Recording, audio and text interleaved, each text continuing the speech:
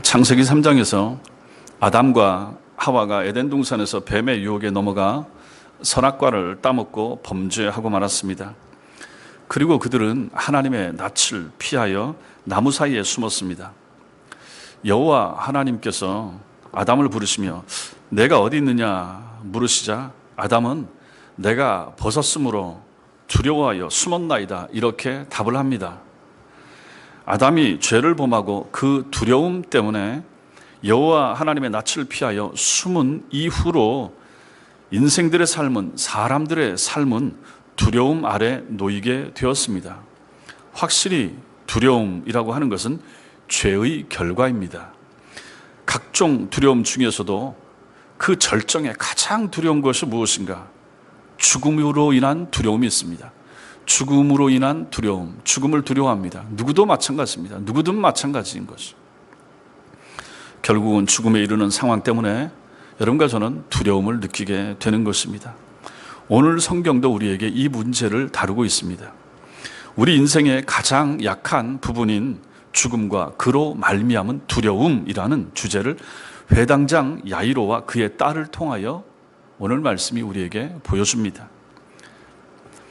먼 중국의 한 도시에서 발생한 전염병 정도로만 생각했던 코로나19 앞에 전 세계적으로 지금까지 벌써 180만 명이 세상을 떠났습니다. 우리나라에서도 오늘 또 발표 나겠지만 한 950명에 가까운 사람들이 벌써 코로나 때문에 죽음을 당한 이 현실은 우리에게 두려움을 주기에 충분합니다. 일상이 완전히 파괴되었습니다. 정상적으로 할 수 있는 것들이 많이 사라졌습니다. 두려운 거죠.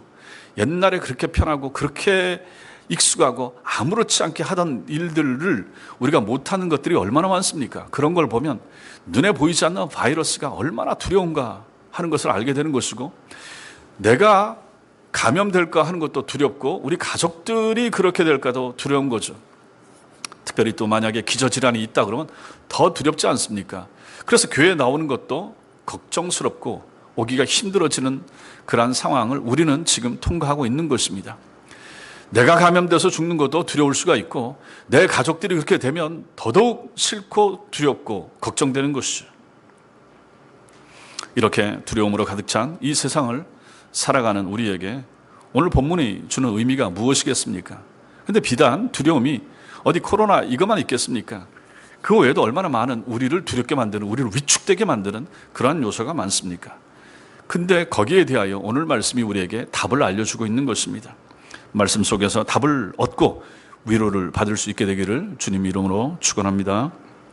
먼저는 두려워하는 인생의 현실을 봐야 됩니다. 우리의 현실.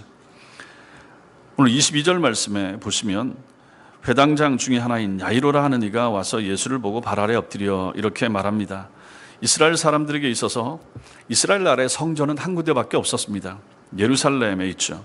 그래서 이 한 군데에 있는 성전에 이스라엘의 남자들은 1년에 3번씩 유월절, 맥주절, 수장절에 올라가야 됩니다.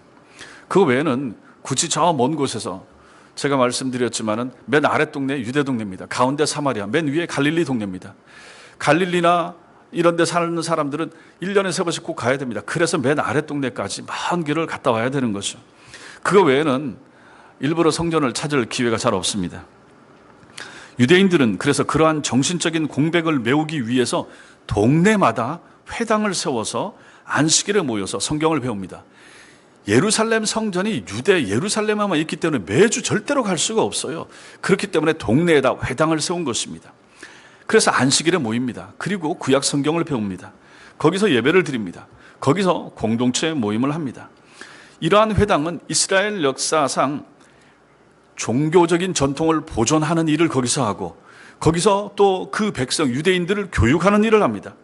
유대인들을 하나로 묶는 일을 하는데 그 중심에 저 아랫동네는 성전이 있지만 각 동네마다 회당이 있었고 회당에서 그 역할을 감당했다 하는 것입니다. 회당장이라고 하면 바로 그 회당을 총괄하는 권한을 가진 사람으로서 지도층에 해당되는 사람이었습니다. 회당장은 제사장은 아니었지만은 예배를 주관하고 회당을 관리하며 다스리는 사람이기 때문에 사람들에게서 존경받는 사람을 뽑아서 회당장으로 세워야만 했습니다. 이러한 회당장 중에 한 사람이 바로 야이로였습니다. 그런데 오늘 이 사람이 예수님을 찾아왔다라고 말합니다. 당시 종교 지도자들은 예수님을 좋게 안 봤습니다. 예수님께서 자신의 권위에 도전한다고 생각했기 때문에 결국은 우리 예수님께서 이 당시 종교 지도자들한테 죽으신 거 아닙니까? 그러니 이 회당의 회당장이라고 하는 사람도 예수에 대해서 결코 좋게 생각하지 않았을 것입니다. 그럼에도 불구하고 이 회당장 야이로가 예수님을 찾아와 그 앞에 엎드린 것입니다. 이유가 무엇입니까? 왜입니까? 딸 때문에 그렇습니다. 12살 날 딸, 그의 딸이 아파서 죽어가고 있습니다. 누가복음 8장에는 외동딸로 나오고 있는데 그 딸이 병들어 죽어가고 있는 이 절박한 현실 때문에 회당장이라고 하는 신분에도 불구하고 예수님 앞에 나와서 그 발 아래 엎드렸다 하는 것입니다. 야이로가 오늘 23절 말씀에서 간곡히 구하여 이르되 내 어린 딸이 죽게 되었사오니 오셔서 그 위에 손을 얹으사 그로 구원을 받아 살게 하소서, 이렇게 간청합니다. 그의 딸은 금방 죽을 것처럼 심각하게 아픈 상태였습니다. 이런 상황에서 야이로는 예수님 앞에 엎드려 간절히 그리고 계속하여 자신의 딸을 고쳐달라고 간청합니다. 우리가 지금 몇 번에 걸쳐서 이 비슷한 말씀을 보는데 이때마다 사람들이 한번 구하고 요청하고 하는 것은 한 번 구하는 거 아니라라고 누누이 말씀드리죠. 절박하게 예수님 앞에 나와서 도와주세요, 도와주세요, 같이 가주세요, 고쳐주세요, 우리 딸을, 우리 아들을 고쳐주세요, 이렇게 요청하고 있다 하는 것입니다. 어린 딸의 고통과 그로 인한 죽음의 두려움이 이 사람을 겸손하게 만든 것입니다. 요한복음 4장에 우리가 지난 시간에 보았던 왕의 신하의 아들을 고쳐주시는 데는 주님께서 어떻게 했습니까? 친히 가시지 않고 말씀만 하셨죠. 가라, 내 아들이 살아있다. 그런데 오늘 이 본문에서는 예수님께서 야이로의 요청을 들으시고 받으시고 이제는 따라가십니다. 친히 가시는 거죠. 주님의 고치시는 방법은 이렇게 여러 가지입니다. 다양합니다. 말씀으로도 할 수도 있고 직접 가서 할 수도 있고 아니면 흙을 짓이겨서 눈에 바를 수도 있고 주님이 하시는 것은 주님 마음대로시고 다양합니다. 오늘 여기서는 주님이 친히 그 집에 따라가서 고치시려고 나서시는 것입니다. 그런데 가는 도중에 어떤 여인이 찾아온 것입니다. 12해 동안 혈루증에 걸려서 하혈하면서 고통당하던 한 여인이 예수님 뒤에 와서 자기의 그 낫지 못하는 병을 고치기 위해서 그 믿음을 가지고 예수님 뒤에 와서 옷을 만지는 거예요. 허락하지도 않았는데. 그런데 그 믿음 가지고 나왔다가 이 여인은 치유를 받았습니다. 그 일이 오늘 25절부터 34절까지에 나오는 내용이 되는 것입니다. 이러한 기적은 혈루증을 앓고 있는 이 여인에게는 얼마나 감사한 일입니까? 얼마나 축복스러운 일입니까? 그런데 야이로 입장에서는 어떻습니까? 한시라도 급하게 우리 예수님 모시고 딸 죽어가는데 모시고 가야 되는데 중간에 지체되는 거 아니에요. 어떤 여인 때문에 그것이 주님이 가시는 그 걸음이 멈추게 된 것입니다. 방해받은 거지요. 이러고 있는데 이 와중에 슬픈 소식이 날아듭니다. 이것이 35절입니다. 35절 같이 읽겠습니다. 시작. 아직 예수께서 말씀하실 때에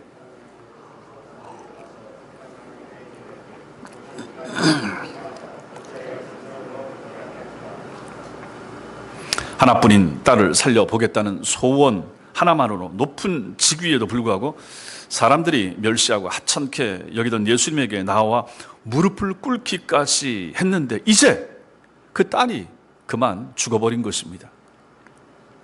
외동딸의 병을 고치고자 모든 노력을 다하던 그 아버지 야이로의 심정을 한번 생각을 해보십시오. 여러분, 사람이 죽었다라고 하는 말과 죽어간다 하는 말은 완전히 다른 말입니다. 죽으면 끝난 것입니다. 그러나 죽어가면 살릴 수 있는 길이 있을 수도 있는 거죠. 다릅니다. 그래서 사망사고, 배가 전복됐다, 사람이 죽었습니다 하는 말과 실종자 속에 들어가 있다, 다릅니다. 실종자는 찾아낼 수 있을 가능성이 희박하지만 있을 수 있기 때문입니다. 그런데 오늘 여기서 뭐라고 합니까? 당신의 딸이 죽었나이다. 죽었습니다. 끝입니다. 죽었다라는 말은 모든 것이 끝났다 하는 말이 되는 거죠. 이럴 때 사람들은 절망합니다. 야이로가 자신의 딸이 죽어버렸고 과연 이런 경우에 그 아버지의 마음을, 외동딸이 죽은 아버지의 마음을 무엇으로 위로할 수 있단 말입니까? 그의 딸이, 자기 딸이 살아나지 않는 한 돈도 필요 없고 권력도, 세상에 그 무엇이 그 아버지의 마음을 위로할 수 있겠습니까? 당신의 딸이 죽었습니다. 당신의 아들이 숨을 거두었습니다. 이런 말들은 이 땅에 부모들이 들을 수 있는 말 중에 가장 잔인하고 고통스러운 말이 될 것입니다. 이 말을 듣는 부모는 어떻겠습니까? 자식 대신 죽지 못한 괴로움에 절망하면서 내가 대신 죽었어야 되는데 그러지 않겠습니까? 자기의 살아있음을 한탄하게 되는 거죠. 이것이 우리 인생의 현실입니다. 주위에서 아들이나 딸을 잃은 분들 보셨습니까? 자식 잃은 부모의 슬픔을 한자말로 단장지혜라 이렇게 말합니다. 단장지혜, 창자가 끊어지는 아픔, 이렇게 되는 거죠. 부모를 잃은 자식의 슬픔을 보셨습니까? 이건 뭐라고 말합니까? 천붕지통, 이렇게 합니다. 하늘이 무너지는 아픔. 부모님이 돌아가셔도 마찬가지고 자식이 죽어도 마찬가지고, 그러나 부모님들이야 어차피 시간이 지나면 나보다 먼저 떠나시는 것이 당연하기 때문에 그 슬픔이 덜할 수도 있을 것입니다. 그러나 자식을 잃은 슬픔은 나보다 당연히 더 오래 살아야 되고 살기를 바라는데 그 아이가 엄마나 아빠보다 먼저 갔다 그러면 이것은 인간 정서상 말이 안 되는 것입니다. 그러므로 그 당사자인 부모의 마음은 더 고통스럽고 아플 것입니다. 히브리서 9장 27절은 한 번 죽는 것은 사람에게 정해진 것이라 이렇게 정의합니다. 죽어야 됩니다. 누구도 마찬가지입니다. 가장 가까운 사람도, 남편도 아내도 자식도 부모님도 죽을 수밖에 없습니다. 지금 우리가 이렇게 살아있지만 우리는 올해 어떤 가까운 사람의 죽음을 마주하게 될지 모릅니다. 그때마다 우리는 또 아픕니다. 그때마다 우리는 울 수밖에 없습니다. 그렇게 울면서 한 해가 가고 그렇게 또 슬퍼하면서 시간을 보내다가 마침내는 나도, 여러분과 저도 이 땅을 떠나게 될 날이 올 것입니다. 누군가의 눈에서 눈물을 흘리면서 우리는 이 땅을 떠나게 될 것입니다. 이것이 우리가 사는 인생의 현실이고 주소라 하는 것입니다. 그래서 두려운 것입니다. 죽음이 두려운 거죠. 내가 죽는 것도 두렵지만은 제가 경험해 보니까 주위에 가까운 사람들이 죽어가는 것이 너무 두렵고 무섭습니다. 그 죽음 이후에 남겨진 그 마음의 상실감, 트라우마, 이것이 계속해서 남는 거죠. 할머님이 돌아가셨는데 두고두고 그 잔상이 떠오르는 거예요. 그 아파트에서 손을 흔드는 그 손주의 뒷모습을 바라보는 그 할머니의 모습이 돌아가신 다음에도 참 한동안 지워지지 않았습니다. 들어가시라고, 추운데 들어가시라고 아파트 6층에서 손 내밀고 큰 손자 가는 거 안 보일 때까지 손 흔들고 계시는 거예요. 그리고 전화하면 항상 전화줘서 고맙다. 아니 자식놈들이 당연히 전화해야 되는데 전화해줘서 고맙다. 늘 그렇게 얘기하시면서 전화를 끊으시는 거예요. 그렇게 하시다가 이제 떠난 다음에는 그게 참 후회가 되고 마음도 아프고 그랬는데 이건 뭐 어쩔 수 없는 거죠. 이러한 현실을 우리는 살고 있다 하는 것입니다. 그래서 죽음이 실제로는 두려운 거죠. 내 죽는 것보다도 실제로는 내 주변에 있는 사람들이 세상을 떠나는 것이 제가 봤을 땐 너무너무 두렵고 그러한 현실을 마주하게 될 상황이 두렵더라 하는 것입니다. 자, 그런데 우리 예수님께서는 두려워하지 말라 하십니다. 그러한 상황과 그러한 현실 가운데서도 두려워하지 말라 말씀하십니다.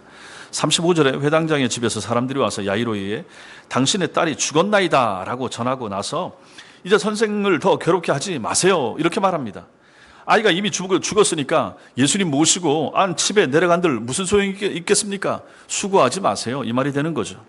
더 이상 희망이 사라졌다 하는 거죠. 야이로의 딸의 죽음을 전한 사람도 다른 모든 불신자들처럼 죽음은 모든 것의 끝이라 생각하는 거죠. 죽음은 모든 것의 종결입니다 이렇게 생각하니까 수고하지 마세요. 이제 예수님 모시고 가봤자 소용없습니다. 이것을 곁에서 들으시던 주님이 회당장 야이로를 향해서 말씀하십니다. 두려워하지 말고 믿기만 하라. 두려워하지 말고 믿기만 하라. 이것이 36절에 나옵니다. 이 말은 죽음의 소식에 마음이 흔들리지 말고 지금껏 나를 향해, 주를 향해 가지고 있던 믿음, 그것을 그대로 계속 유지하라, 가지고 있으라, 그런 뜻입니다. 상황 보지 말고 예수 나 보라, 나만 계속해서 믿으라, 의지하라, 그런 말씀이 되는 것입니다. 사람들은 극한 절망 속에 있을 바로 그 시점에 모든 부정적인 요소를 떨쳐낼 수 있어야 됩니다. 그리고 예수만을 신뢰해야 됩니다. 그 사람이 바로 신자입니다. 여러분과 제가 그렇게 살라고 부름받은 사람입니다. 그것이 바로 참된 믿음이고 용기입니다. 믿음은 바라는 것들의 실상이고 보지 못하는 것들의 증거라고 했습니다. 현실적으로 가능한 것을 믿는 것을 누가 믿음이라고 말합니까? 그건 믿음 아닙니다. 눈에 보이는데 누가 안 믿습니까? 보이지 않는 것, 눈으로 확인하지 못하는 것을 바라고 믿는 것이야말로 참된 믿음이 되는 것입니다. 예수가 눈에 보입니까? 누가 본 사람이 있습니까? 실제하신 예수를 누가 보고 믿습니까? 꿈이나 환상으로 보고 하는 거 말고요. 그럼에도 불구하고 여러분과 저는 믿습니다. 왜 믿습니까? 말씀을 통해서 믿는 거죠. 여러분과 제 마음속에 심어진 이 신앙은 그래서 누가 가져가지 못하는 거예요. 이러한 신앙, 이런 믿음이 바로 참된 믿음인 것입니다. 어떠한 절망 속에서도 우리 예수님께 대한 절대적이고 지속적인 신뢰를 갖는 것, 그것이 바로 믿음의 핵심입니다. 저도 마찬가지고 여러분도 마찬가지고 내가 기도한 대로 잘 안 되고 문제가 잘 안 풀리고 하면 마음이 흔들리지 않습니까? 그럼에도 불구하고 주님은 날 믿어라, 날 믿어. 주님이 말씀하십니다. 믿음 안에 사는 성도는 사막에서도 지하수를 보고 바다 앞에서도 길이 있음을 보는 것입니다. 믿음 있는 사람은 죽음 속에서도 영생을 보게 됩니다. 스데반은 땅에서 죽어가면서 하늘이 열리는 것을 보았습니다. 바울은 깊은 감옥 속에서 하나님을 보았습니다. 엘리야는 마른 하늘을 보면서도 큰 비의 소리를 들었습니다. 다니엘은 사자굴 속에서 하나님의 구원하심을 보았던 것입니다. 많은 하나님의 사람들이 한계 앞에 섰을 때 그 한계 너머에 계셔서 살아 활동하시는 하나님을 보았던 것입니다. 그래서 시편 121편의 기자는 이렇게 노래합니다. 내가 산을 향하여 눈을 들리라. 나의 도움이 어디서 올까? 나의 도움은 천지를 지으신 여호와에게서로다. 꽉 막힌 현실 속에서도 은밀히 동행하시는 하나님을 바라보며 낙심치 않는 사람이 바로 참된 신앙의 사람입니다. 이러한 성도들 되시기를 주님의 이름으로 축원합니다. 여기서 우리가 하나 더 생각할 것이 있습니다. 그것은 때로 어떤 문제는 예수님 앞에 맡겨 들었는데도 불구하고 더 악화되는 것처럼 보일 수가 있다 하는 것입니다. 설교 때마다 제가 이 말씀을 드립니다. 오늘 본문의 경우처럼 주님께 알려드렸습니다. 그리고 주님 모시고 갑니다. 그런데 아이가 죽은 거예요. 예수님이 알고 예수님이 그 문제 가지고 같이 내려가고 있는데 아이가 죽어버린 거예요. 이때 사람들은 낙심합니다. 이때 성도들은 절망하죠. 주님이 왜 안 들으실까? 정말 하나님이 살아계시는 건가? 왜 하나님께 맡겼는데 문제가 더 악화되는가? 내가 기도하는데 왜 안 들으시는가? 하고 힘들어합니다. 왜 주님이 이렇게 하신다고 말씀드렸습니까? 하나님의 섭리가 있기 때문에 이렇게 하신다라고 말씀드렸습니다. 하나님의 섭리, 하나님의 일하심. 하나님의 섭리는 내 생각하고 다를 때가 얼마나 많습니까? 내가 바라고 이렇게 해주세요 하고 원하는 거 하고 주님이 나중에 우리를 인도한 길을 보면 다른 경우가 얼마나 자주 있습니까? 이것이 바로 하나님의 섭리입니다. 다윗도 이런 경우를 경험했습니다. 불륜 관계인 밧세바와의 사이에서 아들이 태어났습니다. 그 아이가 병들었습니다. 하나님 앞에 나아가서 다윗이 살려주세요, 고쳐주세요. 우리 아들, 내가 낳은 아들, 나를 통해서 밧세바가 낳은 아들 살려주세요. 회개하면서 금식하면서 기도했습니다. 하나님의 사랑받던 하나님의 사람 다윗이 이렇게 기도했음에도 불구하고 아이는 8일 만에 죽고 말았습니다. 기도하고 맡겨드렸는데 문제는 더 악화된 것입니다. 전혀 내가 원치 않은 방향으로 가버린 것입니다. 여기에 뭐가 있다고 그랬습니까? 하나님의 섭리가 있는 것입니다. 하나님은 다윗을 징계하는 차원에서 그 아이를 데려가시고 대신 약간의 시간이 흐른 후에 누굴 주었습니까? 솔로몬을. 똑같은 여자 밧세바의 태를 통해서 솔로몬을 주신 것입니다. 하나님께서 똑같은 여인을 통해서 한 아이는 데려가시고 한 아이는 불세출에 하나님의 사람으로 허락하시는 것입니다. 주님께서는 다른 대책이 있으시기 때문에 때로 문제가 악화되도록 내버려 두십니다. 나사로가 살았을 때보다 병들어 죽었다가 다시 살아남으로 인해 더 큰 영광을 돌릴 수 있기 때문에 주님은 그 사람 죽도록 내버려 두신 것입니다. 기도했는데도 더 문제가 악화된다면 거기에 특별한 하나님의 또 다른 계획이 있으시겠구나 생각하면 그만이에요. 그렇게 믿으셔야 돼요. 내가 할 수 있는 길, 내가 할 수 있는 방법 없어요. 하나님이 하셔야 되는 것이고, 그럼 우리는 믿고 맡기고 따라가고 순종하는 것밖에 없는 것입니다. 어떠한 놀라운 일이 벌어질지 하나님께서 내가 원하는 대로 안 해주시지만 또 하나님의 다른 뜻이 있으시겠구나 하고 소망을 가지고 기다리는 것이 필요합니다. 그렇게 되면 어떻게 됩니까? 결국 더 풍성한 하나님의 역사를 여러분과 저는 체험하고 마는 것입니다. 예수님께서는 회당장 야이로의 딸이 이미 죽었다는 소식을 들으셨으면서도 야이로 집을 향해 가시는 발걸음을 멈추지 않고 진행하셨습니다. 주님이 마침내 그 집에 도착하셨을 때 야이로의 딸은 죽어서 싸늘한 시체로 변해 있었고 사람들은 떠들면서 통곡하고 울고 있었습니다. 이때 주님께서 39절에서 말씀하십니다. 너희가 어찌하여 떠들며 우느냐? 이 아이가 죽은 것이 아니라 잔다. 이렇게 말씀하십니다. 인간에게 있어서 죽음은 모든 희망을 거두어 가버리는 절망의 시간이고 아픔의 시간입니다. 그런데 그 아이의 죽음을 확인하고 장례를 준비하고 있는 사람들을 향하여 주님께서는 그 아이가 죽은 것이 아니라 자는 것이라, 잠을 잔다, 이렇게 말씀하십니다. 이것은 지금까지 죽음은 어찌할 수 없는 큰 절망이라고 생각하면서 살아가고 있던 인간들에게 예수님께서 새로운 희망을 가져다 주시는 말씀이 되는 것입니다. 무언가를 하시려는 주님의 의지가 담긴 말씀이 바로 이 말씀이 되는 것입니다. 주님은 두려움의 실체를 보여주고자 하십니다. 두려움을 극복하는 길이 무엇인지를 알려주고자 하시는 것입니다. 내가 누군지를 보여주고자 하는 것입니다. 죽음마저 정복하고 다스리고자 하는 주님의 모습을 여기서 보여주고자 하시는 거예요. 우리는 뒤에서 보겠지만 이 아이가 살아나는 것을 통하여 결국은 우리 주님께서는 내가 바로 생명의 주체가 되신다. 내가 바로 부활의 주다. 너희가 나를 믿으면 이 아이가 살아난 것처럼 너희도 곧 살게 될 것이라 하는 것을 보여주기 위해서 주님은 이 일을 하고 계시는 것입니다. 우리는 오늘 이 말씀 속에서 마지막으로 말씀대로 이루시는 예수님의 모습을 봐야 됩니다. 주님께서 야이로의 딸이 죽은 것이 아니라 잔다, 자고 있다 이렇게 말씀하시니까 사람들은 어떻게 생각합니까? 어떻게 합니까? 40절 같이 읽겠습니다. 시작. 그들이 비웃더라. 예수께서 그들을 다 내보내신 후에 아이의 부모와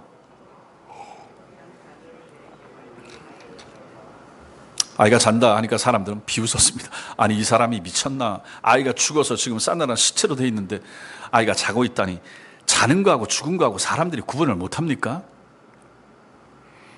저들의 이 비웃음은 우리에게 두 가지 사실을 보여줍니다. 하나는 야이로의 딸은 정말로 죽었다 하는 것이고, 또 하나는 이제 이 소녀를 살리실 주님의 능력은 참으로 신비한 사건이구나 하는 것을 우리는 여기서 보게 됩니다. 그리고 주님은 당신의 능력을 보여주시기에 앞서서 두 가지 일을 행하셨는데, 먼저는 40절에서 예수님의 말씀을 믿지 못하고 비웃은 사람들을 어떻게 하고 있습니까? 다 내보내신 것입니다. 나가시오. 나가서 밖에 있으시오. 이것은 강제로 쫓다시피 해서 내보내시는 것을 말합니다. 예수님께서는 당신의 존재와 능력을 부인하고 의심하는 자들은 생명의 기적을 직관하는 특권에서, 직접 볼 수 있는 특권에서 제외시켜버렸던 것입니다. 그들이 가만히 있고 혹시 마음에 의심이 들었어도 예수님이 무슨 일을 하시는가 이렇게 기다려봤다 그러면 그 현장에서 예수께서 살리시는 것을 봤을 거 아닙니까? 근데 이 사람들은 거기서 쫓겨나서 조금 있다 보게 되는 거죠. 하나님이 하실 그 일에 대해서 비난과 조롱으로 일관하는 무리들을 주님은 이렇게 매몰차게 내보내신 것입니다. 반면에 야이로와 그의 부인과 주님이 데리고 가셨던 베드로, 야고보, 요한 이 세 사람, 이 제자들은 소생하는 현장에 직접 데리고 가셨던 것이죠. 그리고 그들만 그 놀라운 생명 회복의 현장을 볼 수 있도록 허락하셨던 것입니다. 주님은 믿음 없는 사람들과 더불어 일하지 않으십니다. 믿음 없는 사람들은 하나님의 일을 비웃습니다. 그들은 영의 세계를 알 수도 없고 영적인 일을 이해하지도 못합니다. 그래서 교회가 하는 일에 대해서 무지합니다. 인간적이고 이성적인 판단을 하면서 주님의 일을 비난하고 때로 방해하기도 합니다. 이런 사람들과는 우리가 하나님의 중요한 일들을 함께 할 수가 없습니다. 교회 안에 마찬가지입니다. 직분자들을 세웠습니다. 재직을 세웠습니다. 그분들은 믿음이 있어야 됩니다. 믿음이 있어야 됩니다. 올해는 제가 여러분들을 다 파악하지 못했습니다. 그래서 우리 장로님과 권사님과 이런 분들의 추천을 받아서 또 제가 파악하면서 그 분들을 세웠습니다. 일단은 세웠습니다. 잘 모름에도 불구하고 세웠습니다. 한 해 동안 볼 것입니다. 한 해 동안 보고 내년은 달라질 것입니다. 믿음 있는 사람들과 함께 일을 할 것입니다. 아니, 주님이 일을 이렇게 하셨다면 교회가 당연히 그렇게 해야죠. 우리 주님이 일을 이렇게 하셨으면 이 땅의 모든 교회와 목사는 그렇게 해야죠. 믿음 있는 사람들, 돈 있는 사람들과 함께 일하는 것이 아니라, 권세 있는 사람과 함께 하는 것이 아니라 믿음 있는 사람과 함께 하시는 우리 주님을 보면서 교회는 믿음 있는 사람들 중심으로 움직여져 가야만 되는 것입니다. 믿으시기 바랍니다. 여러분과 제가 믿음이 있어야 돼요. 목사가 믿음이 있어야 되고, 장로님들이 믿음이 있어야 되고, 권사님들이 믿음이 있어야죠. 안수 집사님들이 믿음이 있어야죠. 집사님들이 믿음이 있어야죠. 그래서 그분들이 일을 하는 것을 하나님 앞에서 같이 볼 것입니다. 교회는 믿음 있는 사람들이 하나님의 일을 감당하는 곳입니다. 신앙 없는 사람들은 영적인 일을 도모하는 것을 많이 힘들어합니다. 하나님의 교회 일은 믿음의 사람들과만 해야 하고, 그때 기적이 나타나고 하나님의 일하심을 체험하게 되는 것입니다. 직분 맡은 분들은 그래서 인간적인 계산이 아닌 믿음이 있어야 됩니다. 41절에 나오는 중요한 단어가 있습니다. 여러분과 제가 잘 아는 달리다굼입니다. 달리다굼, 복음서능가도 있고 달리다굼, 소녀야 달리다 일어나라, 쿰, 달리다 쿰, 소녀야 일어나라. 이것은 어머니가 아침에 아이를 깨울 때 사용하는 평범한 일상 용어입니다. 얘야 일어나라, 딸아 일어나라, 아니면 아들아 일어나라. 얼마나 엄마가 아이들을 깨울 때, 딸, 아들 깨울 때 부드럽게 부르는 말입니까? 이게 달리다굼입니다. 소녀야 일어나라. 주님은 이 지극히 일상적인 말을 사용해서 이 소녀를 깨우시고 새 생명을 부여하십니다.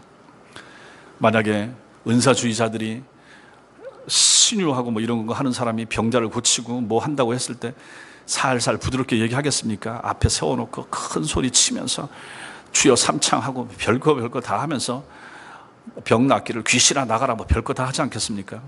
우리 주님의 일하심을 보십시오. 크게 말할 필요도 없는 거죠. 소녀야 일어나라. 생명의 주인께서 이 말씀을 하시니까 그 말씀대로 이루어지지 않을 리가 없는 거죠. 그래서 생명과 소생의 새로운 날을 그 소녀와 가족들에게 우리 주님께서 선물하신 것입니다. 이건 부활이 아닙니다. 소생입니다. 성경에서 나오는 모든 죽었다가 살아난 구약과 신약의 경우는 엄밀하게 말해서 부활이 아니라 소생입니다. 이 사람들이 지금 부활해서 지금까지 살고 있는 게 아니거든요. 잠시 어떤 일을 위하여, 잠시 성경 기록을 위하여, 잠시 하나님의 역사와 예수님이 하신 일을 위하여 살아났다가 다 죽었어요. 안 살아있어요. 부활은 영원히 사는 거예요. 여러분과 제가 부활한다 하는 것은 부활해서 천당 가서 살 것에 대한 확실한 보증이 되는 것입니다. 땅에서는 부활이 없어요. 엄밀하게 그것은 소생이라 하는 것입니다. 주님이 달리다 굼 하시자 그 소녀는 즉시 일어났고 생명의 회복은 물론이고 육신의 원기도 회복하고 말았습니다. 42절에 보십시오. 42절 소녀가 일어나서 걸으니 나이가 12살이라 사람들이 곧 크게 놀라거늘 크게 놀라거늘 이것은 이 사람들이 정신 나갈 정도로 엄청나게 놀랐다 하는 것입니다. 그렇지 않겠습니까? 아이가 싸늘하게 죽어 있는 걸 봤는데 그 아이가 소녀야 일어나라 달리다 굼 하니까 그 아이가 일어났으니 얼마나 시겁하겠습니까? 주님이 일으키시는 생명과 부활의 기적 앞에서 사람들은 깜짝 놀랄 수밖에 없습니다. 43절 후반부에는 소녀에게 먹을 것을 주라 예수님 말씀하십니다.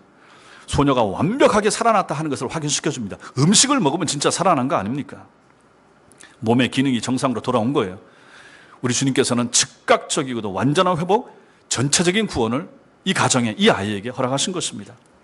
참으로 주님은 인생들의, 사람들의 영혼의 문제뿐만 아니라 육신의 문제까지도 완벽하게 해결해 주시는 분이시라 믿으시기 바랍니다. 그렇습니다. 사람들이 볼 때는 큰 문제요, 힘든 문제이거나 불가능한 문제처럼 보일지라도 부활이요, 생명이신 예수께서 그 문제를 맡으시면, 그리고 일하시면 문제는 해결되고 맙니다. 예수께 맡기면, 주님이 함께 하시면 해결책이 난다는 것입니다. 그러므로 정말로 여러분과 제가 두려워해야 할 것은 무엇입니까? 병 걸리지 않을까? 육신의 건강을 상하지 않을까? 진단이 잘못된 것으로 나오지 않을까? 이런 건강의 상실을 두려워하는 것이 아니라 우리 내부적으로, 내적으로 불신앙의 병이 드는 것입니다. 내가 믿음 없는 신자 되는 게 아닌가? 내가 믿음 약한 재직이 되는 게 아닌가? 실제로 여러분과 제가 정말로 두려워해야 될 것은 이걸 두려워해야 되는 거죠. 저도 마찬가지예요. 내가 목사인데 내가 이렇게 믿음 없어서 되나? 주님, 내가 이렇게 믿음 없어서 이거 되겠습니까? 실제로 그걸 가지고 고민해야 되고 그걸 두려워해야 된다 하는 것입니다. 당연히 믿음이 있어야 될 재직들, 장로, 권사, 집사. 그런데 내가 이 정도밖에 안 돼? 이 수준밖에 안 돼? 이걸 여러분과 제가 두려워해야 되는 거예요.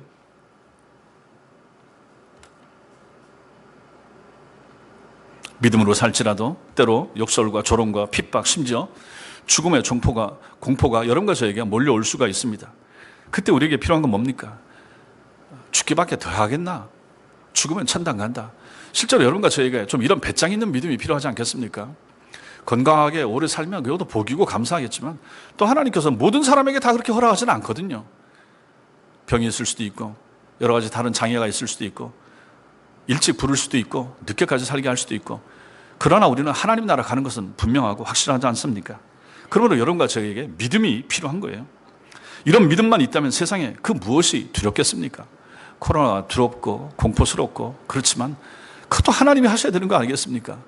내가 할 수 있는 거 손 잘 씻고 마스크 잘 쓰고 우리 장로님 이거 잘 뿌리시고 우리가 할 수 있는 거 해놓고 나머지는 이렇게 한다고 해서 안 생겨야 되겠지만 들어올 수도 있는 거예요. 다른 교회들이 방역을 다 잘 못해서 그렇겠습니까? 그런 교회도 있겠지만 잘 함에도 불구하고 그런 일이 생길 수가 있는 거예요. 인간 사는 세상에서는. 그러므로 여러분과 저에게는 믿음이 필요합니다. 하나님이 하신다. 무슨 일이 생겨도 하나님이 하셨다. 그리고 나를 주관하시고 인도하실 것이라 라고 하는 이러한 확실하고 분명한 믿음이 여러분과 저에게 필요한 것입니다. 이러한 믿음이 있는 곳에 두려움이 사라지게 되고 두려움이 머무는 곳에 믿음은 뿌리 내리지 못하게 되는 것이죠. 두려움은 부활이요 생명이신 주님을 붙들어야만 물리칠 수가 있습니다. 그래서 시편 3편 5절과 6절은 내가 누워 자고 깨었으니 여호와께서 나를 붙드심이로다. 천만인이 나를 에워싸 진친다 해도 나는 두려워하지 않겠다. 이렇게 고백하고 있지 않습니까? 이사야 선지자는 이사야서 12장 2절에서 보라, 하나님은 나의 구원이시라. 내가 신뢰하고 두려움이 없으리니 주 여호와는 나의 힘이시며 나의 노래시며 나의 구원이심이라. 이렇게 고백합니다. 두려움과 믿음은 정반대입니다. 상극입니다. 믿음이 있으면 두려움 없어야 되는 거예요. 두려움이 있으면 믿음이 들어올 수가 없는 거예요. 두려움 말고 믿기만 하라 하시던 주님의 말씀은 정말로 오늘 우리가 말씀 읽은 대로 그대로 이루어졌고 아이가 살아나는 장면을 목격한 사람들에게는 큰 놀라움이 임했다 하는 것을 오늘 본문이 우리에게 보여줍니다. 사랑하는 우리 천성교회 성도 여러분, 여러분과 우리가 살아가는 이 세상, 우리가 마주한 현실은 우리를 얼마나 두렵게 만듭니까? 생각해 보십시오. 학생들은 입학에 필요한 점수를 얻지 못할까 두려워하지 않습니까? 초등학교, 중학교, 고등학교, 그리고 대학 가려고 하는 아이들에게 있어서 그 수능 점수가 얼마나 중요합니까? 그것 때문에 시험 잘 못 봤다고 자살하기도 하고 하는 일이 거의 매년 생기지 않았습니까? 점수 때문에 아이들은 두려워하는 거예요. 사업하는 분들은 거래처가 끊길까, 그걸 또 두려워하지 않습니까? 지금같이 어려운 시대에. 직장 생활을 하시는 분들은 혹시라도 그만두고 나가라 할까, 아니면 우리 업체가, 우리 사업장이 부도날까, 이것도 두려워하는 사람들 지금 얼마나 많습니까? 그래서 해고되고 그래서 나가야 되고 하는 사람 얼마나 많습니까? 빚이 많은 가게나 기업체는 혹시 이자가 오르지 않을까, 원금을 갚으라 할까, 이걸 또 두려워하지 않습니까? 전세 사는 사람들은 집주인이 전세를 올리든지 아니면 월세로 돌리라 할까, 이거 두려워하는 그런 시대를 여러분과 저는 살고 있습니다. 몸이 안 좋아서 건강검진 받고 돌아온 사람들은 한 주 동안 기다리면서 어떤 결과 나올까, 혹시 종양이 아닌가, 혹시 몸속에서 뭐 생긴 거 아닌가, 별별 염려와 걱정이 다 들지 않습니까? 두려워하는 거죠. 사실 믿음이 없다 그러면 두렵지 않은 상황이 도대체 뭐가 있겠습니까?